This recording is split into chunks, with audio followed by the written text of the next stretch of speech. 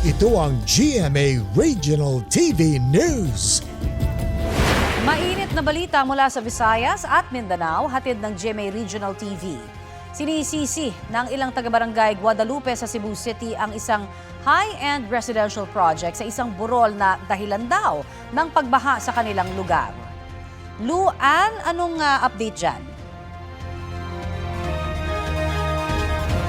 Koning iniimbestigahan na ng Department of Environment and Natural Resources kung may nalabag na regulasyon ang developer ng proyekto.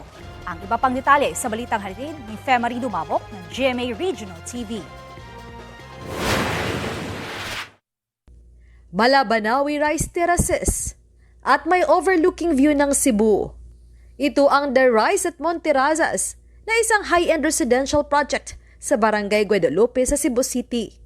Para magawa ito, isang burol ang tinayuan ng mga bahay simula 2024. Sa video na kuha raw noong November 5, ipinasilip ng isang netizen ang itsura ngayon ng 3 ektaryang property.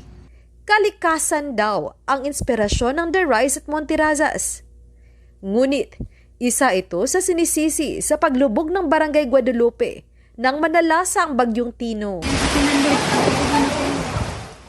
Halos sumabot sa bubong ng mga bahay ang baha, na unang beses raw naranasan ng mga residente.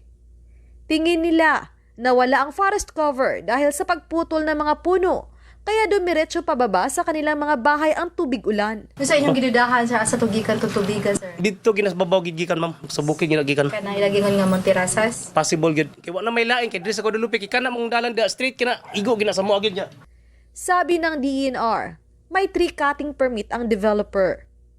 Pero pinuna rin ng ahensya ang dami ng nawalang puno sa lugar sa loob ng 3 taon. Sa Centro Cebu City kasi meron tayong ginawa na tree inventory last in the year 2022. It recorded 745 trees. Ngayon, nung nag-conduct tayo ng interview last Friday, it appears na 11 na lang, 11 yung out of 745 na mga kahoy during the inventory. Meron talagang tree cutting permit yung proponent. Iniimbestigahan na ng DENR kung may nilabag ang developer sa kanilang Environmental Compliance Certificate at iba pang regulasyon. Nag-iimbestiga na rin ang lokal na pamahalaan ng Cebu City. Ingon sila atong i-close, then we will do that. Now, kung ingon nato kinahanglan inyo ning padak-an inyong catchment para sa kayuhan sa syudad o sa mga tao nga naa sa ubos, then we will let them do that. Sinusubukan pa naming kunin ang panig ng developer. Pinuntahan din ng GMA Integrated News ang tanggapan ng Monterrazas de Cebu, pero ayon sa gwardiya doon, walang pwedeng humarap sa team. Femari Dumabok ng GMA Regional TV, nagbabalita para sa GMA Integrated News.